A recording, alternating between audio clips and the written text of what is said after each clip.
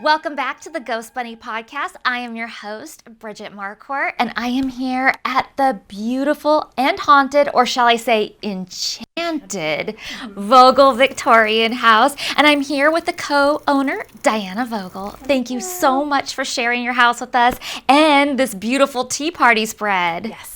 Should we start with some tea? Absolutely, let's do it. So I think you're going to do some Rose Earl Grey. Yes. So you're going to put this right on top. Okay. I'm going to start with some matcha, and I will pour you some tea. So this was like a typical, you know what I mean, tea service that they would have done in this exact dining room 126 years ago. So the fact, every time I pour a cup of tea, I mean, just to think that, you know, it's been going on in this room for 126 years. So it just makes me so happy. While you pour that, I'm going to read your bio. Let's do it. Diana Vogel, along with her husband Dan Vogel, who indulges her in spooky lifestyle and all that entails, are the owners of the Vogel Victorian. The Vogels bought the historic Thomas House, later dubbed the Vogel Victorian, in February of 2023. Very shortly after moving into this in 1898, Queen Anne, Diana's vision of hosting haunted gatherings started to percolate. I love the percolate. Oh, yes.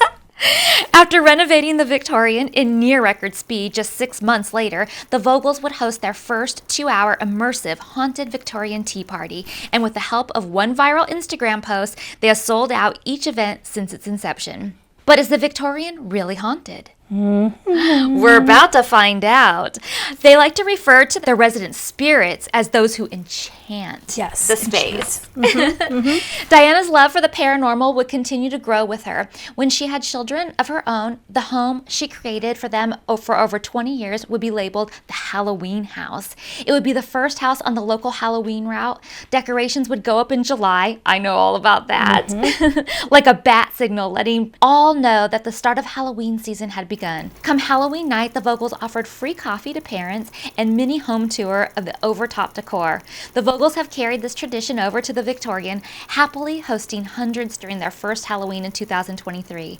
Diana is a licensed psychotherapist and graduate professor of psychology. Diana stopped at the dissertation phase of her doctorate to pursue parapsychology. I know somebody else doing that too.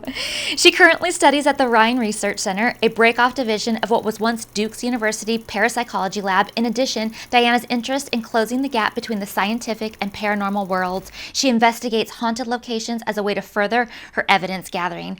Diana, thank you so much for having me today. I can't wait to ask you. I have a million questions for you. I sound so much better on paper. I like her. I don't know. Yeah, I like her too. I like her in real life as well. Thank you. Thank you. So before we get started, I want to know, well, first I was going to tell everybody that this is my second time coming here. So the first time that I came here, Holly and I came for the Krampus tea party. Yes. And I'll share photos of that on the Patreon and everything too. And so and I'm going to talk about that story a little bit later on because I think that there's like a little weird twist to how that all came to be. I don't ever call it weird. I say that was meant to be. Yeah, well, I think so too. It definitely is, but it's definitely strange how it all kind of fell into place. For sure, bizarre. But before we get into all of that, the history and the stories and stuff, I want to know more about you. Okay. So you wrote in your bio that purchasing this enchanted estate isn't what drew you to the paranormal. Like it started before that. Yes. So what was your first encounter? Okay, so we go back all the way to childhood trauma. I think that's where so many of our first encounters might happen. So I'm about 5 years old. Parents are going through a divorce. And again, there's a part of me that thinks that it was just my childhood trauma in my brain activating what I saw at the time. Fast forward, what I know now, I do strongly believe that what I saw was something paranormal and that through my trauma state, I was susceptible, vulnerable to letting that in. And so what it was is we lived in a 2-story apartment in Los Angeles and everyone's asleep. And I constantly hear something at the bottom of the stairs. I go to the top of the stairs and I see a black figure on all fours coming up the stairs very slowly. And so I didn't think much of it. The first night I was a kid, I run into the bedroom, I huddle under the covers. A couple nights later, same thing. So now I'm like sort of catching on that this is going to happen. I could predict, right? Yeah. So a lot of people might think day residue. They might think, oh, this is just, something plaguing you, so it's going to repeat until it's resolved. Yes, all that can be true. But one night I decided to pinch myself to make sure I was awake, and I woke up with bruises. So I remember, and I'm literally a small child where memories are first developing, but I remember it so vividly. I remember my closet. I remember the calendar I had in my closet. So core memories form through these experiences that imprint on our brain. Yeah. So again, for a long time, I just kept saying it was just a bad dream. It was just a nightmare. And what I really feel now is everything I've learned about parapsychology, paranormal experiences, black shadow figures, that it was a black shadow figure that was following me for many years until I told it couldn't no longer. So then that's when I started to learn how to control my dreams and control any kind of spirit that came across my path. So that was my very first one at a very, very young age. Yeah. Well, anytime it's like a crawler like that, it freaks me out. Like, Waverly has like the crawler. The crawler, yes. And I've heard of it in other stories too. People have told me about a crawler. And I just think that's the scariest thing. It is the scariest. And why wasn't I so scared? I mean, I was scared, but not enough to keep going to the top of the stairs where I knew what it was going to be. I knew exactly what it was. I think from a very young age, part of my trauma also made me very resilient and a fighter and a survivor. And so I just started facing it from a very young age. Like, you're not going to control me. Once I proved to myself that I thought it was real through the bruises, then I started to take control of it. And I did. And then from there on, I would start to actually look forward to my dreams. And I would be able to control my dreams, and I actually teach my clients how to control their dreams. Wow. It's so much fun. Wait, I need a lesson in that because I feel like I know I dream, but I don't even remember a single dream.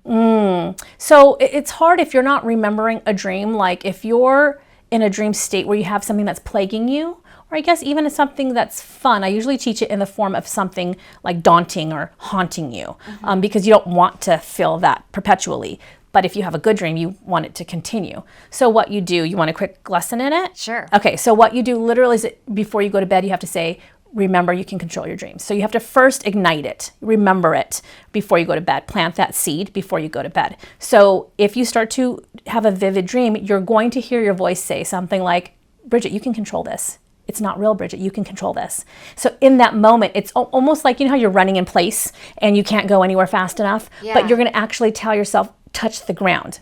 Do it. Put your feet on the ground and you'll stop running. So for me, I remember vividly, it was a negative spirit chasing me, and she was going in reverse and she was looking out the back window. And for years I would have that dream until I learned how to control it. And I was like, no, stop and turn around and you're never following me again. And she looked and she turned around and she drove off.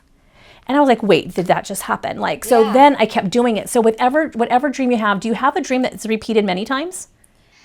I know that when I dream sometimes that I know in my dream that You've I've been had here this before. dream before, but I don't necessarily remember what that dream was. I couldn't tell you. It's okay. So if it's really plaguing you, if it's really something you want to remember or you want to change or not have anymore, I just want you to remember the voice. So again, you're going to do it before you go to bed. Yeah. And then during the dream, you're going to wake yourself up, so to speak.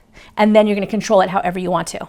And you could literally make a rainbow appear It's so magical when you learn how to hone in on this skill. You have to let me know if it works. Yeah, well, first I want to just remember them or know that I'm having them. I think that if you change it, it might be something that you would remember the next day. Yeah. But again, you're planting the seed before you go to bed. And so you might be more conscious about it when you wake up and be like, okay, did I dream? Well, sometimes I'll wake up and I'll remember the dream, but even if I turn fast. Just to grab my phone to write it down, it's gone. Yeah, so stay in that moment. Don't even move. Yeah. And just go through the cats I was telling about, how I had all the dream about the cats. Yeah. So I woke up and I was like, there was a gray cat and there was a black cat and there was this. So I sort of replayed it before I even woke up. Before I actually got out of bed, opened my eyes. If you do that, it'll stay with you a little bit longer. Interesting. I wonder, do you believe that all our dreams have meaning too? No. Mm-mm. No, you just no, think they don't. Day residue. There's a lot of day residue. So like I said, I had this dream about all these cats. I had seen several cats on social media before I went to bed.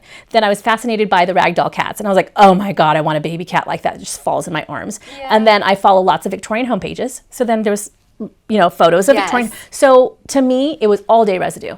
Just stuff that was floating throughout my Instagram feed, conversations I had. So it had no meaning at all. Right. It doesn't mean I want a cat or another house or anything like that. I was just going to say, maybe it means maybe the cat lottery is going to get you. No, I'm going to take off your little tea thing here. And yes. Oh, I'm overflowing. It's okay. Your cup overfloweth? It does. I love that. So yeah, that's the dream part that I love so much. When you were seeing the creepy crawly figure, did other people in your family also experience that? Just you? But I don't even remember speaking of it to other people. Okay, that was my next question. I think a lot of people do that when we have these experiences, especially when I take guests in the basement. I tell them, this is the one time you're not a weirdo. This is the one time if you feel something, say something.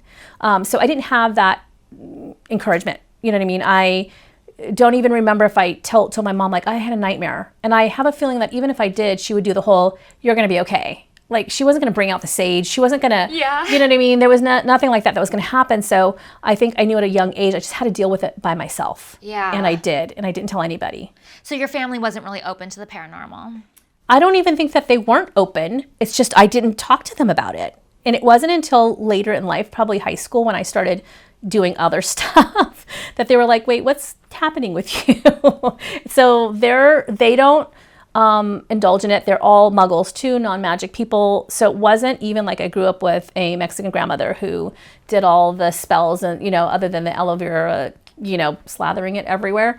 I didn't grow up in that house. So for me, it was all some stuff I learned on my own. Yeah. Yeah, I wasn't influenced by anybody. To me, that's another I don't know, supporting evidence that it wasn't something that was implanted. Yeah. I didn't know about ghosts. Yeah. You know, I didn't know about those things. So for me, it was just through experiences. It wasn't through people telling me, teaching me, influencing me.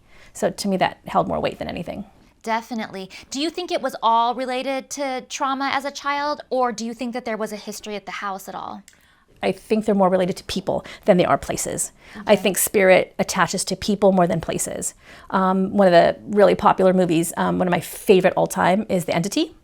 And that the entity here in Culver City attached to her, it wasn't about the house because it followed her. Yeah. And so although places can be haunted and have a lot of activity, battlefields and things like that, I really believe that we bring it. And so I believe it was attached to me. I believe it was there because of the turmoil in the house and the trauma in the house.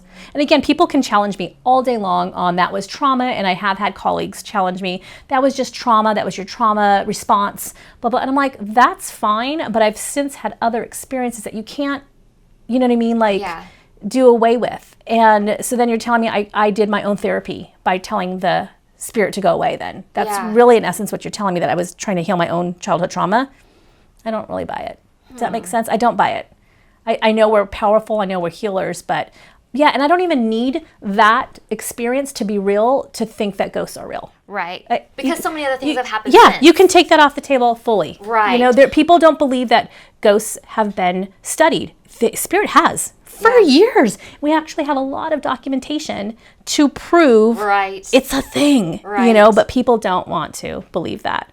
So, anyways, Well, they're not taking classes at the Rhine. They're like not. we are. Exactly. Oh my God. Yes. They would know the history. Exactly. And the Rhine, again, closes the gap between the paranormal and science, and that's what I love about it so much. So when I take people in the basement, I'm like, this is an experiment. This is not about summoning anything. This is an experiment that we get to find out, can we truly communicate, you know, and debunk and filter through. So yeah, that's how I look at it fully.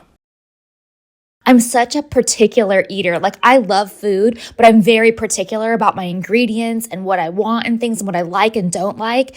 And so with Hungry Root, I can totally customize it. Hungry Root is the easiest way to eat healthy. They send you fresh, high-quality groceries, simple, delicious recipes, and essential supplements.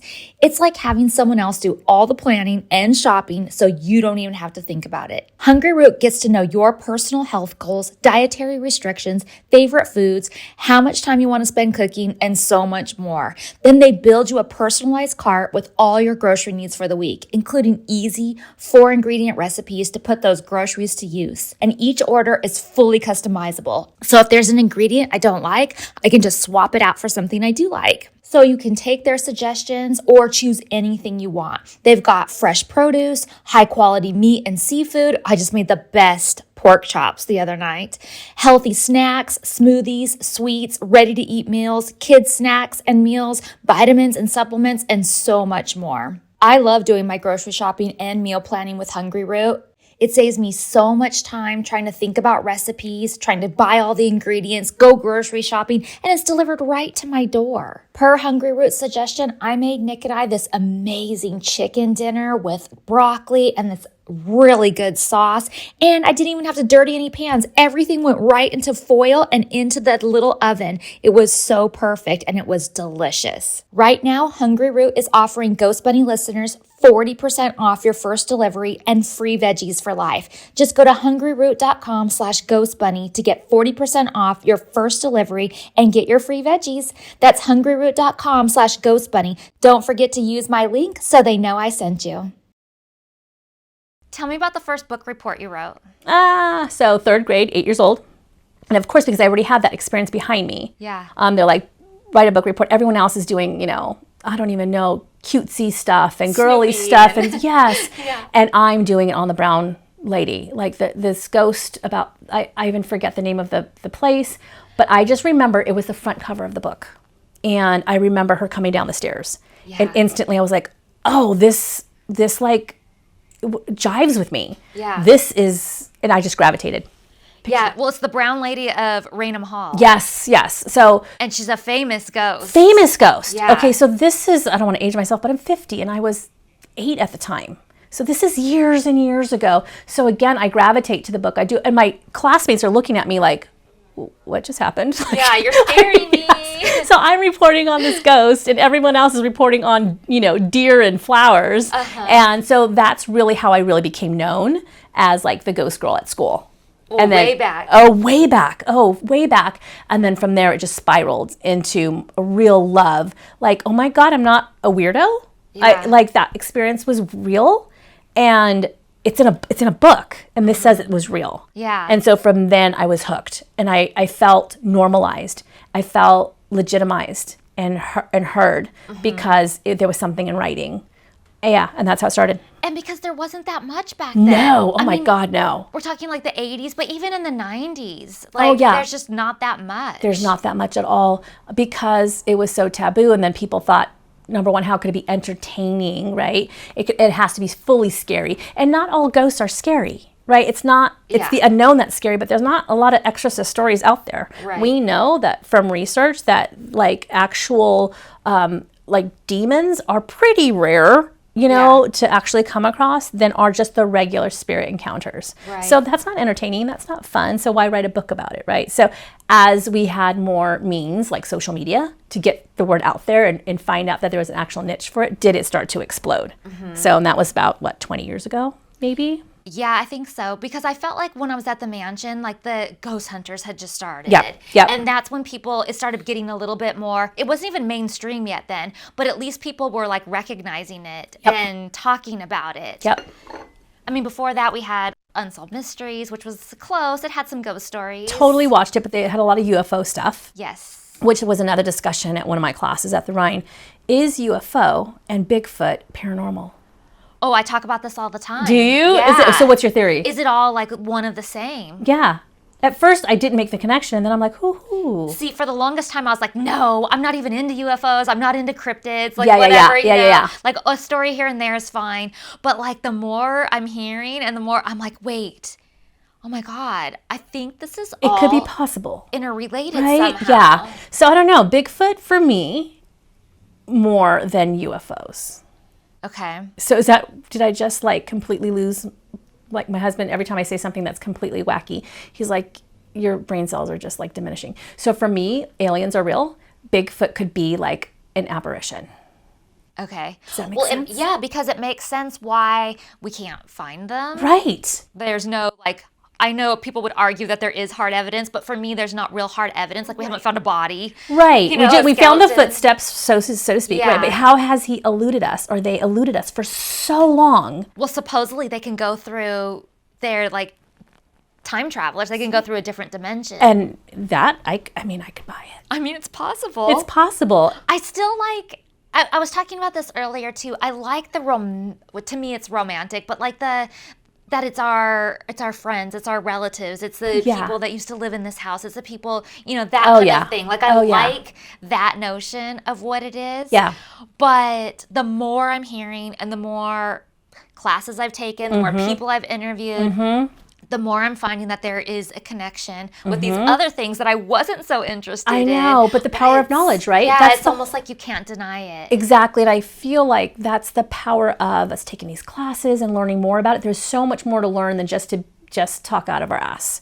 You know what I mean? Like when I do, especially coming from a scientific background as a licensed therapist, I don't just therapize you based on my marriage. There's actually studies on how you can improve the chances of a successful relationship. The same thing with ghosting, like, improve your chances of a better haunt and a better outcome, or improving your, ability to decipher, all of that stuff. There's studies, so the fact that now you're more open-minded, really does say and lend itself to the fact that you're learning beyond what mainstream has taught us through social media and these ghost hunting shows and whatnot. There's a whole world out there. So I'm excited for you to expand your horizons. I know. Well, that's what's fun about doing all these interviews is to see other people's stories and their theories and their feelings on things and how it evolves and changes. Like I've had people on my podcast at the beginning and then later will come on and they have a different idea of maybe what's going on. And so do I. Yeah, and that's okay because we're learning more every day, right? So at 50, what I know now could change. By the time I'm set, that's 20 years of research.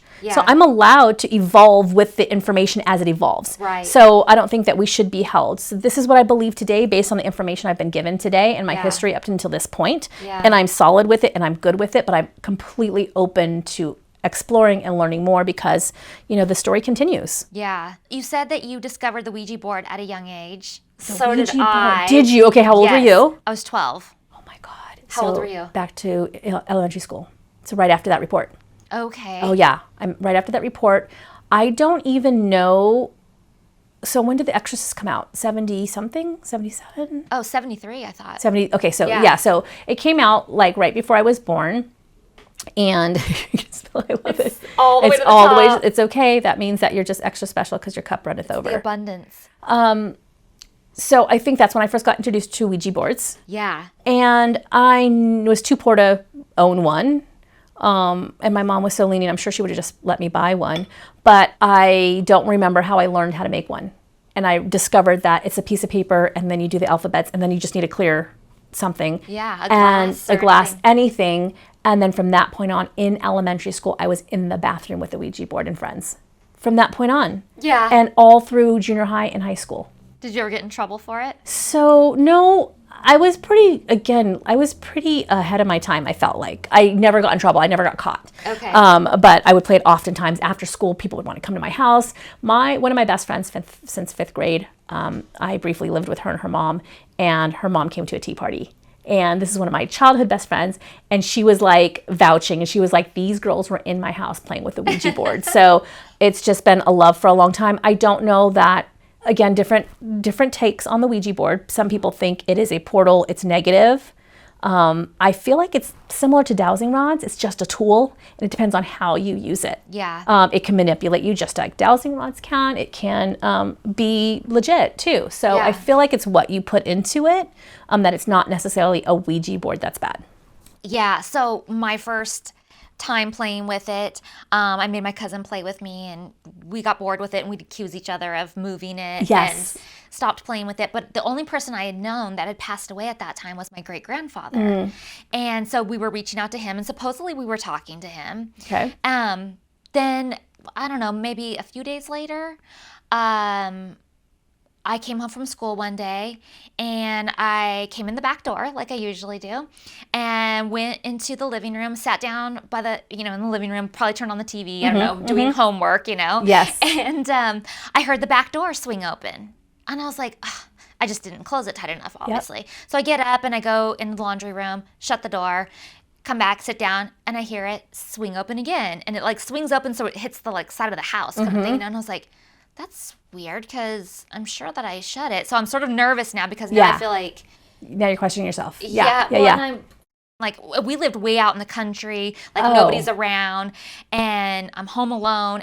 So you're suspicious now. Yeah, I'm a little bit scared. Okay. I mean, I don't think I was super scared, but a little bit, what's going on here? So I go out there and I go out on the porch and I look around, I don't see anybody. I shut the door again and I check it, it's closed tight. Okay, so whatever. I go back in the living room, sit down, and it happens again. And this time, no. I'm scared. Yeah. And I get up, and I go in there, and I'm looking around, and there's nobody around. I quick slam the door, and I lock it this time. And I'm like, no, somebody's messing with me for sure. Yeah. And then I walk out of the laundry room, and out of the corner of my eye, down at the end of the hall, I see my grandfather standing there. Oh, my goodness. Oh, my and goodness. that was my first paranormal experience. Yeah. And I attribute it to playing with the Ouija board. So you feel like you invited him through the Ouija board? Yes, but years later now, I know that who was visiting me was not my grandfather. Yes, I was going to say that. I thought it was, but it wasn't. We're so desperate to connect with them sometimes. Do you know what I mean? And we are. That's when our mind plays tricks on us. Yeah. So, but learning the difference. Yeah. So were you sad to learn the difference, or? I felt bad because the experiences that I was feeling were very negative. Like I was having scary dreams and feeling like I was being watched at all times, and like a lot of scary things were going on, scary visions. Yeah. And my family had no clue about paranormal. Like wasn't even something on their radar in any way. Yeah. And were you sharing this with them? Yes. You did. Okay. I had to. It was getting like extreme. Out of hand. Okay. And so different members of my family had different thoughts. Some thought I should see a psychiatrist, and some thought I should see the priest. Yeah. And so we did both. Both. I'm like, both are good. Yeah. The priest, I could tell, didn't believe me really, but he told me I should keep a diary. So I thought that was a good, looking back, I feel like that's good advice. Yep. And then the psychiatrist did all kinds of things. We had sessions forever, and she did the hypnotism thing and went back in my life and stuff. But her biggest thing that she did that I think was helpful was she told me to go to his grave and ask him to make it stop. And she said, even if it wasn't him, Yes. that he might be able to help me from the other side. I love that. And so I did that. And eventually it did stop, but it took a long time. So do you realize now something was attacking you? Yes. Something was negative, obviously not grandpa. It wasn't my great-grandpa. So I think that you're bringing up a really good subject. So that's where I feel like I could be of use, where I bring the psychological and the spiritual to a head where I can help my clients through grief and loss or through these spiritual realms. So I've had a couple clients who have said that they were possessed, and I've only ever believed these two clients. Really? Yes. So I am not a big person. I don't think that people get possessed often. I think, again, it's very rare that this happens, but I know it happens. And that's the first time I've actually ever been scared. I've never been, even with the second client that was, I would say inflicted. We don't even say possessed anymore, inflicted. I wasn't scared, but my first encounter, even though I had been previously to an exorcism, my dad took me to an exorcism when I was young because he was part of the church. Oh. Yes. And again, Christian exorcisms are very different than Catholic exorcisms. You know, Catholic exorcisms are a little bit more dramatic, a little bit more hard-hitting. Christian exorcism is a lot more just praying, hands-on, like prayer sessions. And again, there could be stigma towards that because different Catholic entities do it differently. They're not all that stereotypical. But anyways, even that didn't scare me like my client scared me. So do you want to hear what he did, what happened? Yes. Okay, so I had been seeing him for quite a while. He was in turmoil. I helped him through his first divorce, and young guy in his 30s, and he ended up being in a manic episode. And I told him, you're in a manic state. So manic is when you're just sort of high on life, and you're like, every episode is grandiose. You feel like you're empowered. It's this really heightened sense of a psychosis that you're in. He was in this manic state so much that he went to his hometown of Israel, lost it there, stripped down all his clothes, and got admitted to a hospital in Israel. His mom had to go down with a nurse and take him out of the mental hospital, bring him home. That's when I see him. I feel like something attached to him there. So he's talking to me very normal like this. His eyes were not his eyes. And I've been seeing this man for years, right? His eyes were not his eyes. And so I'm looking at him, and he's like, yeah. And so now by this time he has a new love interest, and they want to get married. So they're doing this premarital counseling, and they're not even coming to me from what happened in Israel. He's saying he's fine. So she's telling me, because they're part of a religious group, I won't say because I'm trying not to identify him. She's saying, I feel like something attached to him. And so when I'm looking at him, I'm like, do you think so? And he's like, no. And the way he's looking at me, I'm like, you're not even talking to me. So people think there's head spinning and there's split pea soup. It's not like that. It's just he didn't look himself. Yeah. He literally didn't look himself. I told my husband, I was like, I have never been so shook. And I'm pretty solid. Like, it takes a lot. I can watch The Exorcist by myself. Yeah. So anyways, again, it was go to the temple and are you on your psych meds? That is the regimen, because psychosis plays a, like, he was in a manic state. You're vulnerable. You're absolutely susceptible to being attacked. So let's get that straight. And then pray or go to temple or, meditate, whatever else. You have to hit it from a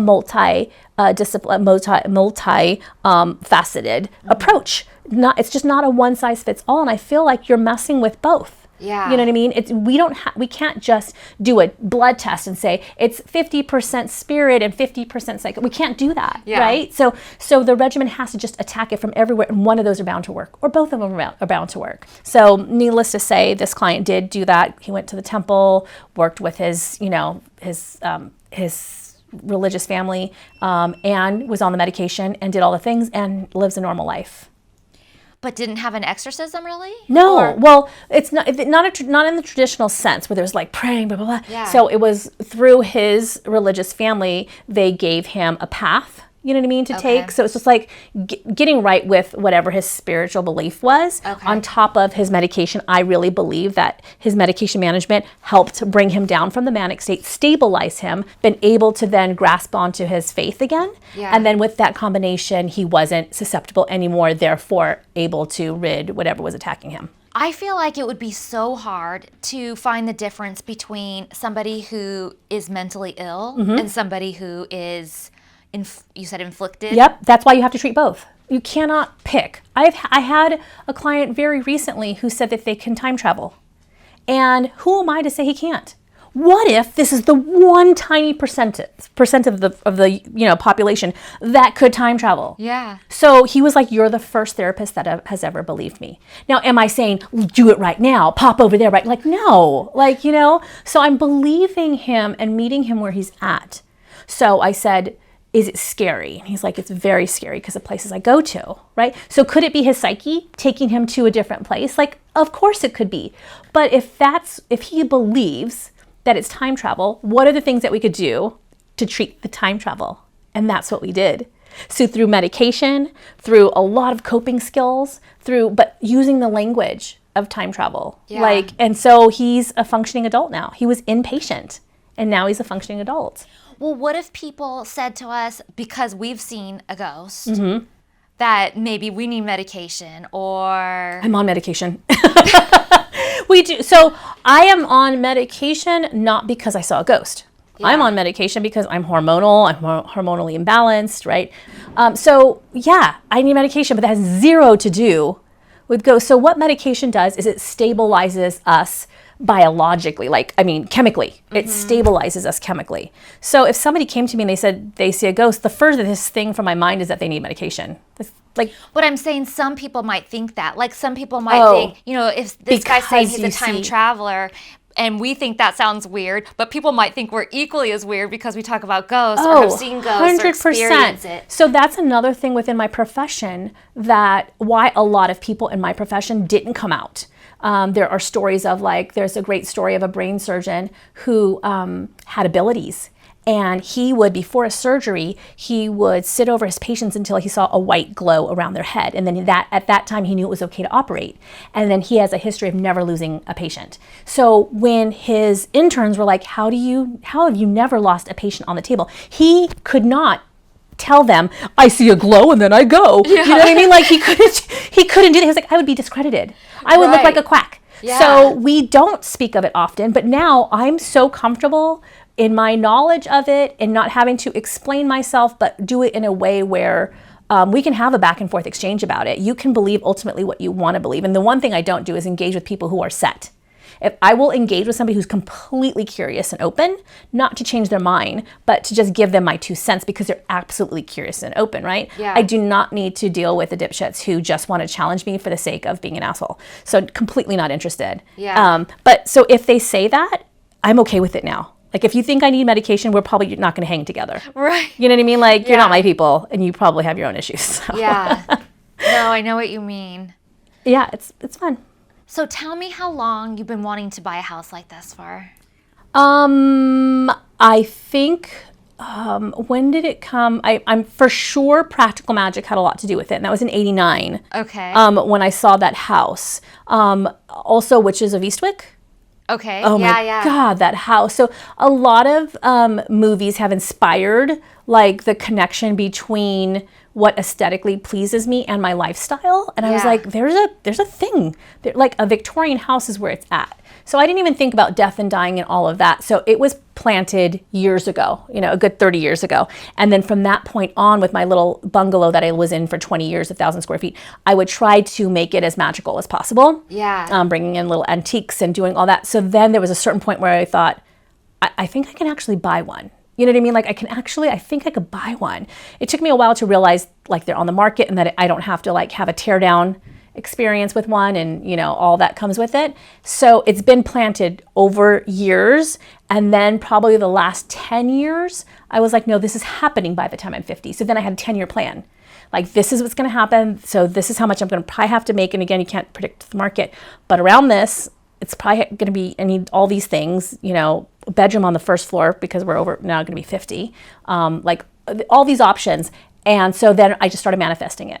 And when I say manifesting it, what job do I need to have? How much money do I need? What does my credit need to look like? How much do I need to put down? What city? So that's how when I say manifest, I actually think positive thoughts and then put it into action.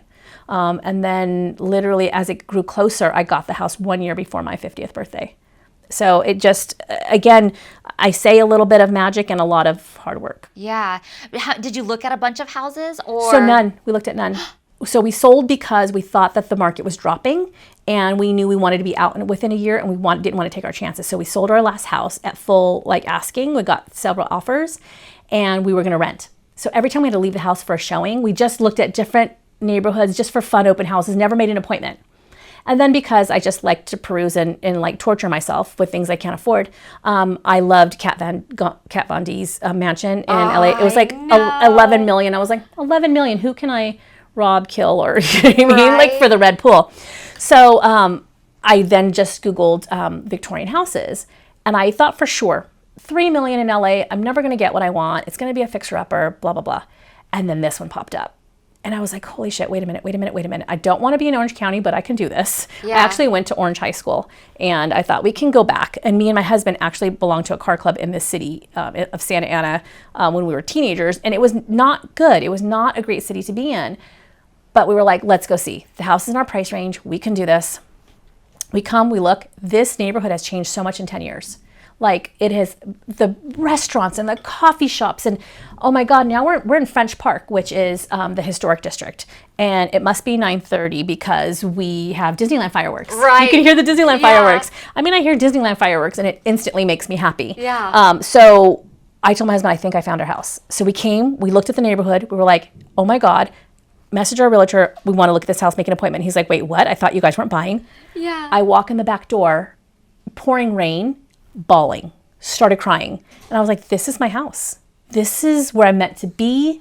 My spirit, I felt like all the spirits were like, come in, like it was a sober living when we bought it. I was running a rehab for those inflicted with alcoholism and drug addiction.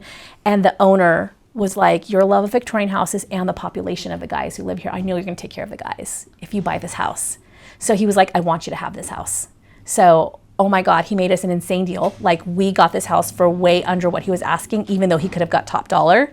He just wanted us to be in this house. That's and amazing. So I know I've done it justice. We took care of the sober living guys that were here. And I feel by the energy in my spirits here that we did good. Yeah. And it's not our house. We are definitely stewards. We're definitely here during this time and very much take it seriously that way and share it with everybody.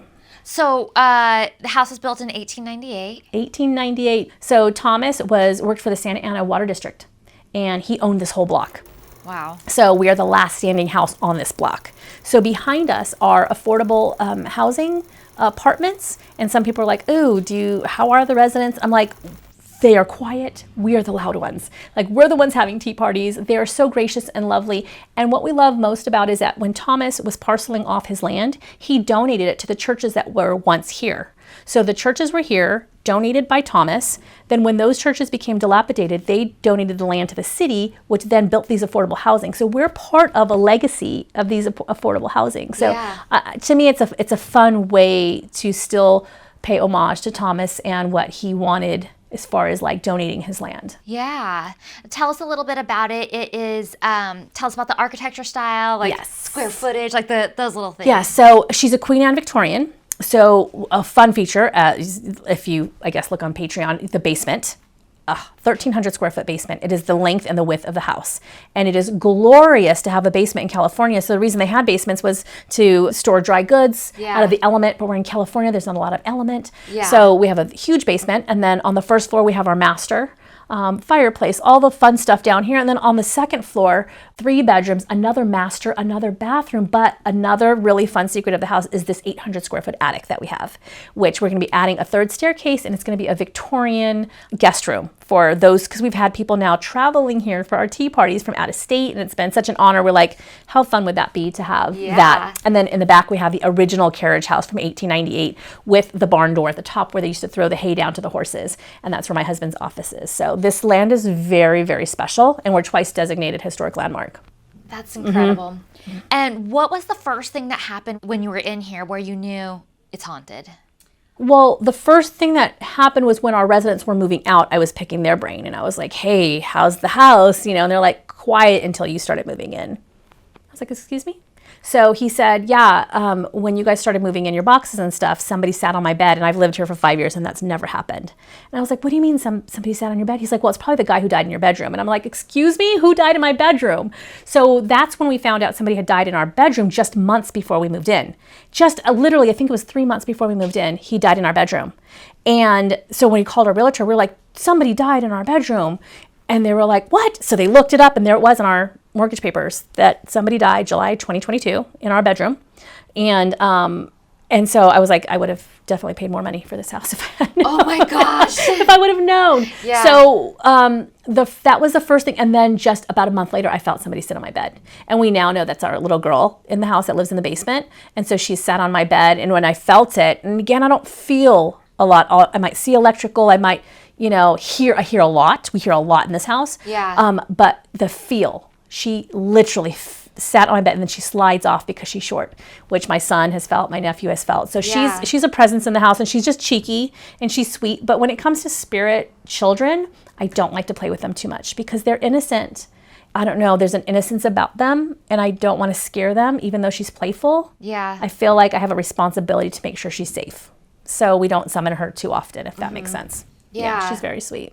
So the first thing you experienced was somebody sitting on the bed. So it wasn't like you could be like, oh, it's just old wiring, or no. attribute it to an old house. And you know what? Now that I've had my hands on every crevice of this house, building this bookcase and painting and shining the floors, like I know every creak, I know every lean, I know everything about the house a year in. Yeah. So now we can differentiate between the creaks and the footsteps. And again, when we hear things, they're not like, did I hear something? It was like, where did that come from? Yeah. When we talk about hearing the footsteps, which is a very common occurrence upstairs, we hear, and it's not like, it's usually at least 4 footsteps we'll hear. And they're very clear. There's no mistaking. It's not a rodent. It's very clear that it's a very heavy footsteps, and that's what we hear on the stairs. So to me, it's easy to differentiate. You're not guessing. You're not like, oh, you're like, where did those footsteps come from? Yeah. Where that door just shut. Somebody just sat on my bed. They're very clear. So that it makes it easy to differentiate, even though, let it be told that I am a debunker. I will debunk before I buy in to any. I've dismissed so much in this house. It doesn't even faze me. I'm like, nope, that was this, that was that was this, that was an outside noise, that's the Disneyland fireworks. Like, you know what I mean? Like, it's easy. So when I actually catch something that makes me pause, like, and then I'll let it happen again before I really speak to it. Right. Yeah. And you've done investigations here? Oh my goodness, we've done investigations. So every tea party we have our investigation. So we gather information from those. And I feel like sometimes those are really full of information because there's so many spirits in the basement. So we have 14 guests plus myself. So I think all that energy, and sometimes they bring their own spirit with them. We have a lot of activity. So we've had 2 paranormal groups come in. And so let's talk about that for a second. Now, vetting these paranormal groups are very important to us. So we don't let any paranormal groups come in that taunt our spirits. We're not that kind of gig. Yeah. It's the only reason we like the investigations is to try to get information about our family that lives here. That's how I feel about them, about our spirits that live here, and history about the house. Not because we're trying to make money off of ghosts or bring in something malevolent. My kids live here. I'm not interested in any of that kind of stuff. So I don't want anybody doing that when they're here. So it's really important that we vet and watch previous investigations from these investigators. The only thing hard about that is that when people come in who are psychics or clairvoyants that are part of our tea party and they're just coming as guests, I always want to make sure that they're not bringing stuff. Does that make sense? Yeah. So that could be like How can you be sure? I just protect the house when they leave. Oh, okay. Like, whoever's here that's not supposed to be here, you need to go with them. Yeah. Please leave, don't stay. Again, just speak it out loud. And so far, so good. Yeah. But we had a really strong psychic that came in. So she is in the basement and it kept pointing to her. She's like, by the way, I'm a clairvoyant, and I was like, okay. Some of the ones who I feel like are not that clairvoyant speak it louder. The ones who are quieter about it tend to be more legit. Yeah. And so I was like, okay. So I said, if you feel anything or see, just please let me know.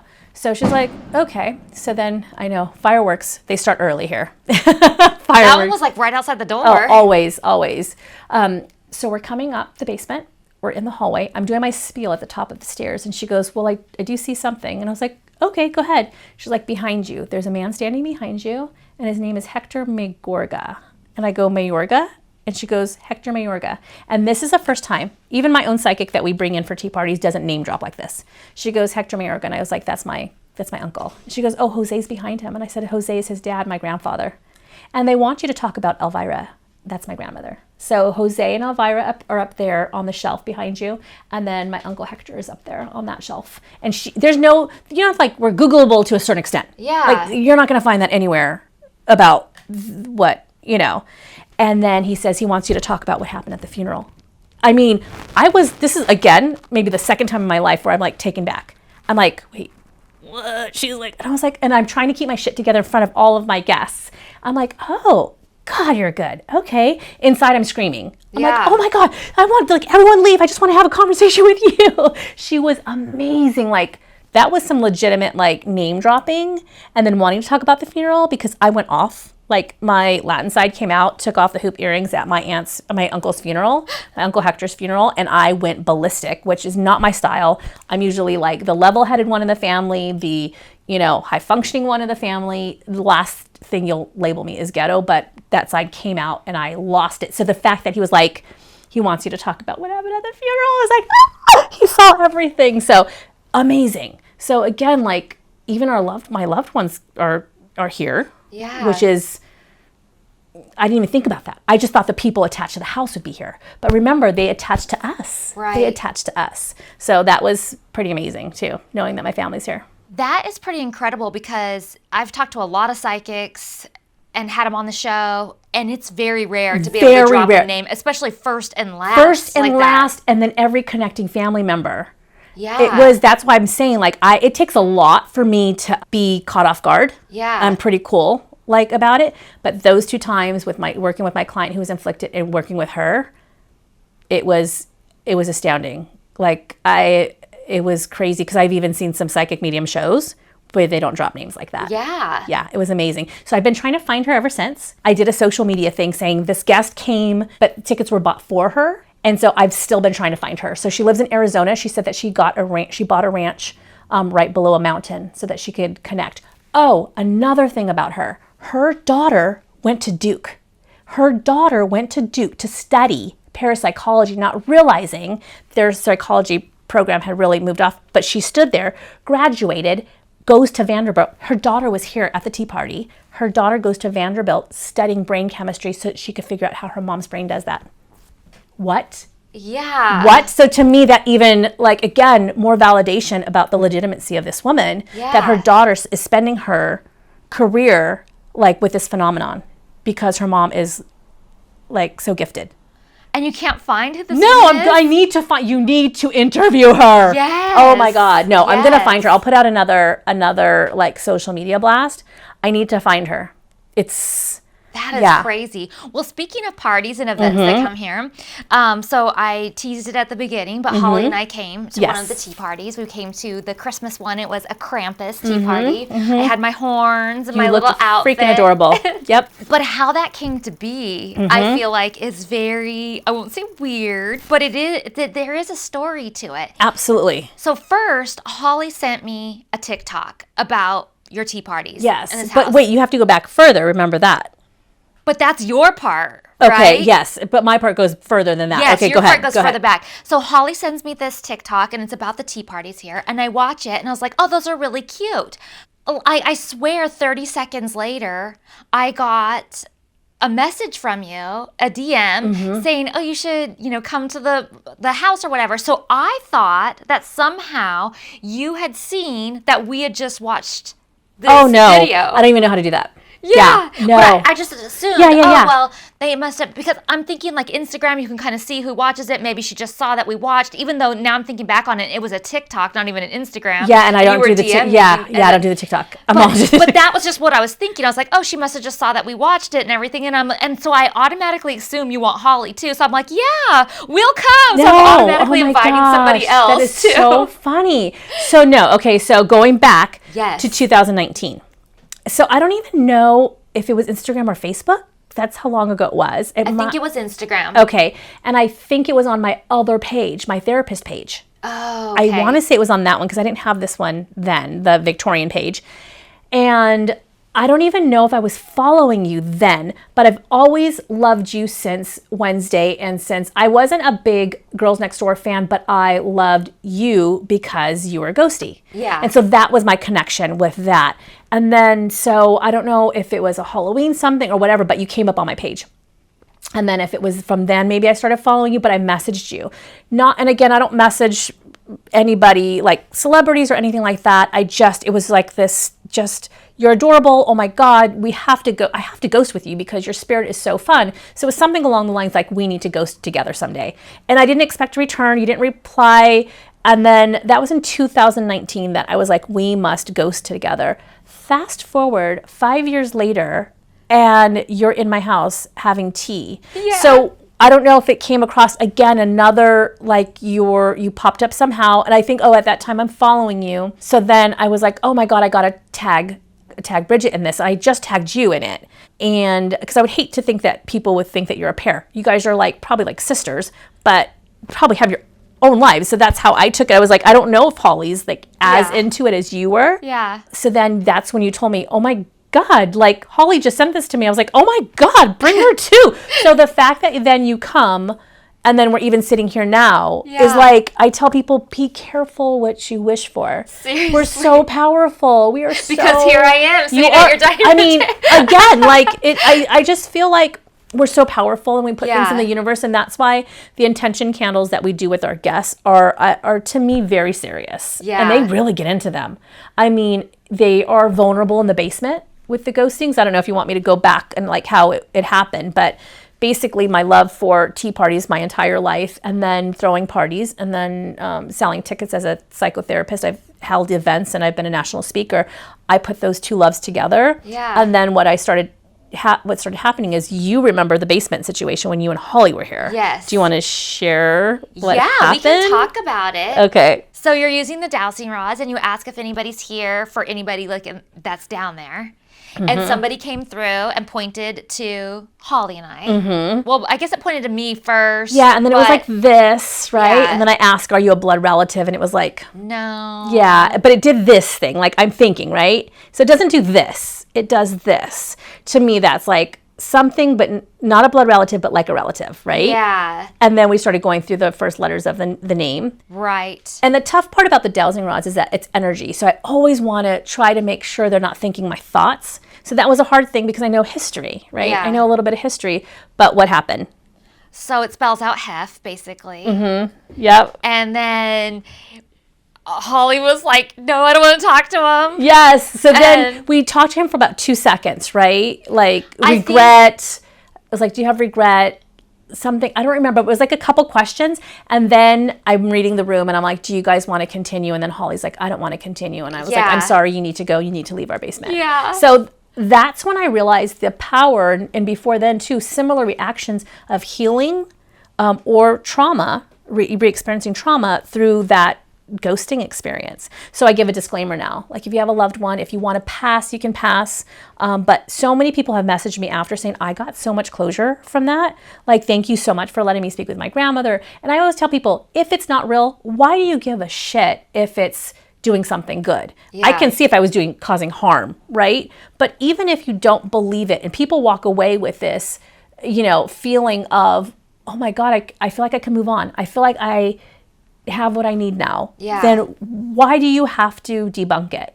For me, it's very real because I don't mess with people that way. Yeah. So I do my best to try to explain, this is what it feels like. This is what I think it is, and people have gotten so many answers. So I feel like I take that very seriously. Yeah. And then with the potion party that we do, we either put potions together or those candles that we work on where you put intention. So again, mixing my therapy in with the paranormal or the spiritual, we can call it. I think it's magical. I think that if more people were open, I think that they could heal so much and manifest so much. So not just heal and recover, but grow and thrive. Yes. So that's what I'm all about. Yeah. Oh, we love the whole manifesting thing. We talk about it even on our Girls Next Level podcast, which is it. Totally unrelated, but so many things have been manifested. Oh, that makes me so happy. I feel like we're on a vibration and a wavelength that if we speak it, it happens. So I feel like we have to spend more time on, bringing it back to the positive and explaining how powerful we are to ourselves and buying it, because it's so easy to say, it's not going to happen. Don't even try. It's not worth it. You're going to fail anyways. You're going to be embarrassed. People are going to judge me. Like, all those things are so natural. Yeah. But to keep us comfortable, because we know how to do comfortable. So I think for me, if I could get people, people have messaged me like, even I got pregnant. I'm like, oh my God, I don't think I'm responsible for that. But I think what I can contribute is that you believed enough and maybe everything was in the right time and the right space for it to happen. I don't think that this experience is that powerful, but I feel like if it brought any ounce of goodness to a scenario, then it's good enough for me. I think it is that powerful. I think when you're doing like the intention candles or like the ornaments that we made where we're putting things we want to manifest into our life into there, I think that by doing that, it is very powerful and you are speaking it, living it, giving it life. Yeah, but you're also giving it permission to happen. And I think when you come to a place like this, it makes your guard go down and you're like, okay, well, everybody else is doing it. Okay, yes. I'm going to do this too. And if you're really thinking it and you're really feeling it while you're doing it, and you go home and that means something to you. Yeah, and I tell people, don't go just put it in your drawer. Like when you're doubting yourself right now with our candles, you're supposed to bring your candle out and think about everything you put into that candle and remind yourself. And then from that motivation, put it into action. Yeah. You can make your wildest dreams come true, because it's so easy to say, oh, but what about this? Oh, but what about this? Well, is that too risky? Or will people come? And, no, stop. Not doing it. Hard stop. I will continue to plan and make informed decisions so I can get there. And that candle just reminds me that I can do all those things. Yeah. So I think it is that strong. I think it is that powerful. Hey, good. I think so too. And I think coming to a place like that gives you the freedom to do that when you might not normally. Yeah. And I like that you say that, because when I even have guys in the kitchen with their wives that have drugged them here, they're into it. They're like, which one is for prosperity or which one is for resilience? Or like, I'm like, amazed at how into it. At first I thought, God, I hope it's not too corny. And then I didn't realize how much people actually needed. They needed hope and they needed inspiration. So when I saw you and Holly and they're doing it, I was like, oh shit, they're really into it. That makes me so happy that they don't think it's a gimmick, because it's not a gimmick to me. Yeah. I didn't build a whole apothecary room for tea parties. I built it for me. Like, I've had those jars for years. Yeah. I've worked intention for years. So the fact that you guys believed it as much as I do, or believe it as much as I do, just as like, this is where I'm supposed to be. This is what I'm supposed to do. Yeah. It's exciting. So tell us what you have coming up. What's next? We are preparing for Beetlejuice. Ooh. So at first it was just going to be Victorian tea parties. And then I was like, no, it needs to be, they're always going to be haunted. People are like, are you ever going to not do a haunted tea party? I'm like, no, I'm a ghosty. Yeah. I'm a paranormal. It's all about that forever. Do they want that though? Well, there was a couple people. I'm like, we're not a tea house. Go to Los Rios. Like, I'm not a tea house. No, it will always be true crime, paranormal. When we did, I don't know if we talked about the Black Dahlia when you were here, but during Halloween last year, we had a big portrait of the Black Dahlia right here. We talked true crime and ghost stories in addition to Victorian history. But for Beetlejuice specifically, I mean, everything is transformed. And for all of our other themed events like Krampus, all the trees, all the photos, the rugs, everything, the entire place setting is changed. So every experience is new. And we started to realize that people kept returning. And we were like, oh shit, pressure. Like, oh my God, we actually have to come up with stuff for these returning guests. Yeah. So now it's Beetlejuice, and that starts in September. And we're going to be using uranium Vaseline glass on the entire table. So you can see that cabinet over there has all of it. So everybody will be drinking out of and eating off of uranium. Yeah. This entire room will glow. And we will be doing the... what is it called? Shake Senora song in here. Yes. We will just do a lot of Beetlejuice themed food and again tie it in to all of the little vignettes we have throughout the house. Yeah. So we are already sold out for almost the entire October. That's amazing. I know, and we are months in advance. So we're sold out of every weekend. I think we have one left. So now we're starting to sell into September. And are you going to do holiday again, like Krampus and everything? I'm not sure yet. With Beetlejuice 2 coming out, we're not sure if we're going to roll it into Christmas. Okay. Or just do a complete, like, Victorian haunted Christmas. So, again, it's a big undertaking. It's just me and my husband, and we get volunteers to come. Yeah. But the most reliable people are me and my husband, and we turn over everything, like, store everything on top of our full-time job. So we have to think very carefully if we're going to switch over. Last year, we switched from Halloween to Krampus in 4 days. Wow. 4 days. We had an army of people come over, thank God, and help us redo every single thing in the house. So we're not sure. I have to know more about Beetlejuice 2 to see if I can incorporate that into Christmas, to see if there's a real draw for it. So we'll see. It's hard. It's hard to like keeping up. Yeah. You know what I mean? I want to make it definitely. interesting, but it's a lot of work. Yeah. So you have to get my candle out. I can do it. I can do it. I can do powerful You can do it for sure. Yeah. So that's what we have coming up. That's exciting. Okay. So I just have some roundup questions for you. Favorite scary movie? Oh God, The Entity. Scariest place you've ever been, paranormal wise? The cemetery in New Orleans. Your favorite paranormal tool to use besides yourself? Dowsing rods. And your favorite spooky book? I'm all looking at all of them right now. Spooky, it's hard because I like true crime books. That's fine. Spooky, actually, The Exorcist. Okay. It's a good read. And the number one haunted location on your bucket list? Oh, Estes Hotel. I haven't been to Colorado. Estes Hotel's on my list. It's beautiful. You'll love it. Oh, I can't wait. Yep. Well, thank you so much for having me here today, doing the podcast, sharing your home with us, and all your stories. I really, really appreciate it. This is the highlight of my day, having tea with you and but also just talking ghosty. Yeah. Like, I mean, there's not a lot of people that can speak our language. You Yeah. know, when I have these conversations, my husband's like, like has no clue. It's like I'm talking Chinese. So to be able to share this with you and just talk about this, I could talk about this for hours. It makes me so happy. So I got tons of endorphins, from this. Me too. I love it. Before we go, tell everyone how they can get tickets or visit your website and Instagram, all that good stuff. Yes. So the Vogel Victorian, everything. So Vogel Victorian, Instagram, TikTok, not so much, but also our website.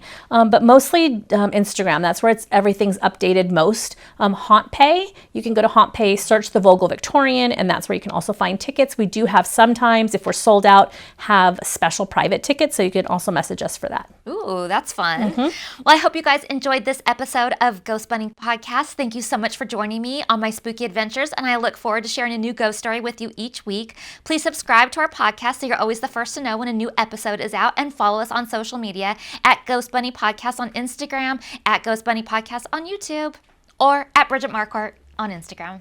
Yay!